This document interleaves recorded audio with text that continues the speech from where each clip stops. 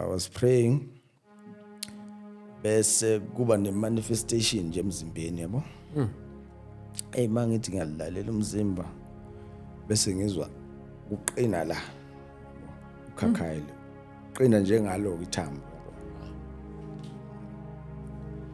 So ngirole phansi lapha endlini some pray ngihamba kube ngathi kuba buhlungu nekhanda yabo. Mase ngiba ku state nje se right bese ayakhuluma umoya engcwele athi counter attack lento manje. Ngakhumbula ukuthi wena awudla ithambo lomuntu. Yilo-ke manje elivukayo emzimbeni because ke ingikhathazeke le nto yabona ukuthi bese ngikhohlwe nokukhohlwa ukuthi angenza nento kanje. Sengiqala ngenza ama prayers I'm studying the word. That's when ke sengizodiscover ukuthi bakuzothi uSathane mayizo introduce even namathambo, even naseBhayibhelini khona la ayesetshenziswa khona. Bawungathi uyabheka uElisha the prophet. Yes. 2 Kings. Yeah. Yembweni idle amathambo lapha naleza ikhathi. Yini ngathi uyalihalela? Mina ngicela ukubuza amathambo niwadla ephekiwe noma niwadla raw? Well, greater nje lobe upowder.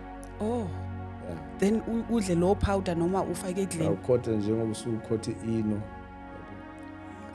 Konje for so kuyini ukudla yini leni ithola ethambeni? Yes, yakuyo ke manje la kuse. Oh, yiyo lokufuna ukuzulela. Asamele ngulizama. Angithi Sathane icopycat. Ufuna ukuzama? Yeah. Okay. Ma ube wa consult enyangeni, ube wa enyangeni. Angazi Lo kwazalo. Wena ithole kamnandi insindisi. Angazi ngaya. Azange ulandwe nje, ulandwe kamnandi. Hayi lo tsipela yi. Serious? Yabona ke mina njengoba ngilandwe kanje ngibuka ke ukuthi insindiso inamandla. Yeah. Bayikwazi ukungixebula endaweni kanje. Ama rituals la. And uNkulunkulu mayethu uJesu is our savior. Akabekanga icondition. Uthe mawuzongilandela nje. 2 Kings 13 verse 20-21 ne? Yes.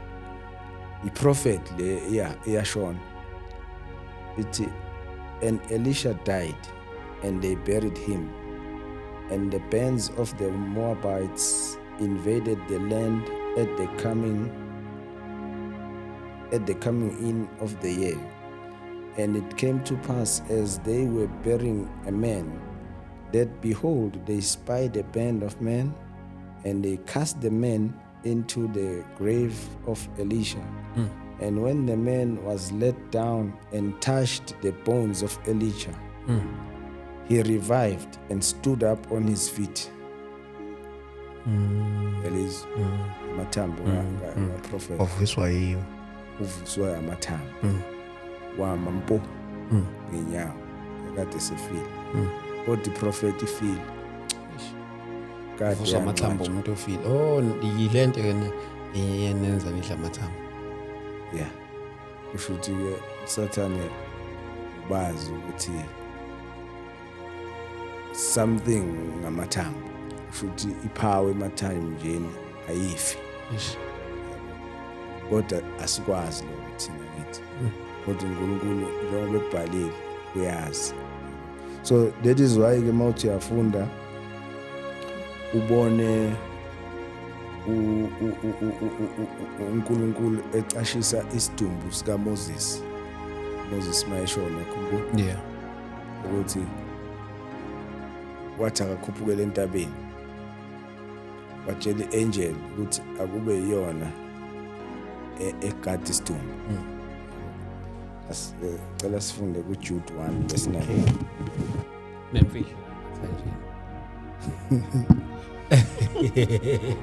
Jude. hey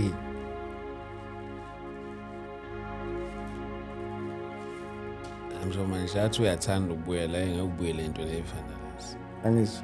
Ngisho athi uyathanda ukubuyela engekubuyela kanjani back. Awu. Ayisena value. Sengiwathestile amandla kaNkulunkulu far beyond lawo. Verse 9. Jude chapter 1:9. Yes. Uthi yet Michael the archangel, when contending with the devil, he disputed about the body of Moses. He dared not bring against him a railing accusation, but said, "The Lord rebuke you." Awuzukuthinta nje umzimba kaMoses. Awuzukuthola. So angithi uMoses bekuyiprofeti kaNkulunkulu. Yes. Ngikhumbula ukuthi wenza ama miracles angakanani. Hlukanisa ulwandle. Uningi akwenzile. So uSathane befuna ukwenza izinto ezizolahlekisa abantwana baNkulunkulu. Uyazi ukuthi bakhulele eEgypt background yabo. Baboke wonke ama customs ase-Egypt bethandaza iThixo yabo. Ekhonza imizimba yabo. So kusho ukuthi ukube waveza uNkulunkulu ukuthi umzimba kaMoses ungcwatshwe kuphi. Yabona ukuthi bebezoworshipa le yathuna. Yeah. Abanye bebezonza ama rituals bayogubha. Ish. Bafune nje isandla sakhe ngoba sasenza ama miracles. Ish. So that is why mawufika enyangeni uthola kunamabhodlela kanje yabo njengalawa okukhena nalo ama mayonnaise. Ubona wena kuwupowder kuvaliwe. Kanti isandla mhlawumbe scrushiwe yabo. Ubona nje umuthi. Uyabhala lapha ufaka i-code name lapha ukuthi isothamlilo. Umuntu ubizwa ngesothamlilo. Yeah, hayi. Manje futhi mhlawumbe ngicela ukubuza kancane. Maye lamathambo nenwa like ungasithabu like mhlawumbe walanda mhlawumbe emathuneni or abantu nje ababulawiwe. Ama cases maningi. Khona abantu nje aba specialize ngawa ama parts. Ya ba ukuthi bona ba mawufaka iorder bayeza bakulethela. Awufuna okwama miscarriage lokhu njengoba ke nithanda ukuthi into ozenziyele phezulu. Laba abasemateksini banokuthanda ukuthi amateksi mhlawumbe ahambe nga double yabo. So kunokuthatha khona abaspecialize ngento ezikanjalo even nalabo abasebenza khona la kutetiswa khona. So especially lokho kwama twins akuthiwa double nabathatha lento njengoba labo abatrendayo njengamanje bathi thatha lento ayinamgosi. Yeah. Kodwa ama ingredients abawazi.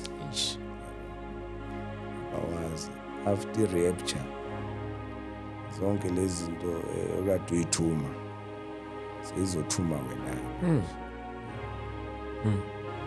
Ngoba kuzobe sekuyisikhathi se-lawlessness.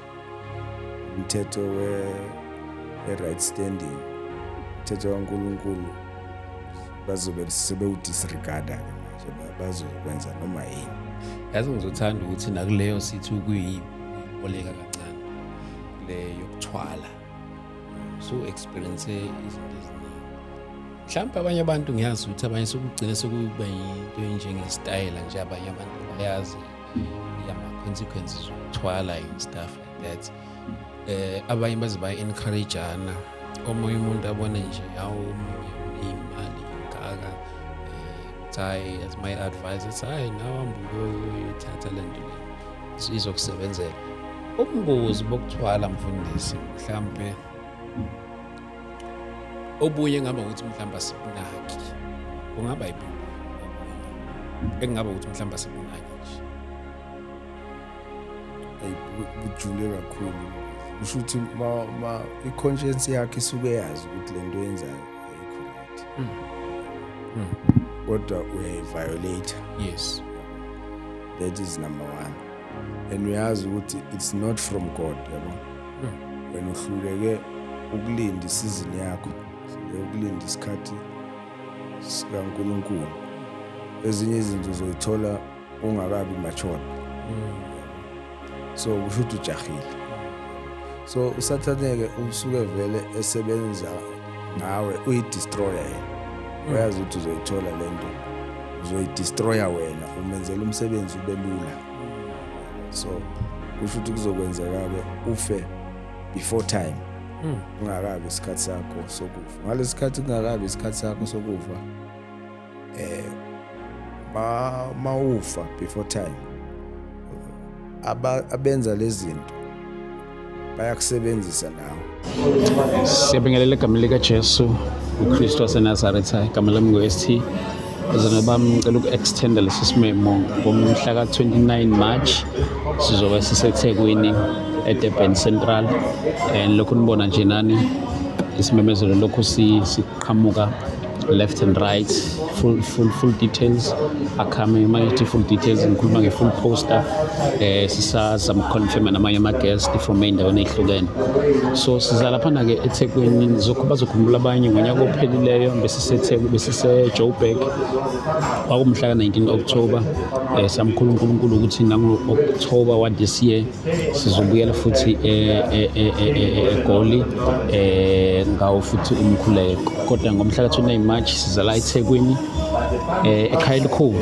Siza la ekhaya elikhulu from 10 ekuseni kuyoze kuba late. We are hoping and we are anticipating the great move of God. So please do join us. We'll be having a guest from Cape Town, Eastern Cape, kanjalo nako Free State. Jones is a KZN, obvious number guests around KZN. So bafowethu ngiyanimema nonke if you're around Durban, please make your way to Durban Central 139 Victoria Embankment. Siyobe silapho ke.